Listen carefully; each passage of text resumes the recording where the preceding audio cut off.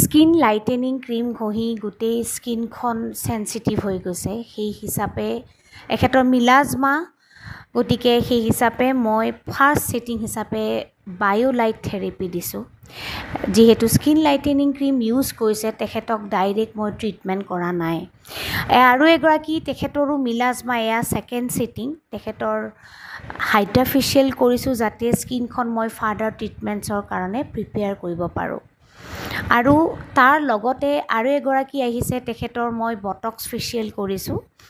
আৰু এইগৰাকী চাব পাৰে কমপ্লিটলি মুখখন ক'লা পৰি গৈছে, গতিকে ষ্টেপ বাই ষ্টেপ মই তেখেতক বুজাই দিছোঁ। তেখেত আহিছে ধেমাজিৰ পৰা, গতিকে মই সদায় তেওঁলোকক কওঁ যে মিলাজমাৰ ক্ষেত্ৰত পেচেন্স আৰু নিজৰ যত্ন, মেইনটেনেন্স উইথ এক্সাৰচাইজ, এইটো বহুত ইম্পৰ্টেণ্ট। এখেতৰ ফাৰ্ষ্ট হিচাপে বায়'লাইট থেৰাপি দিছোঁ। আৰু এগৰাকী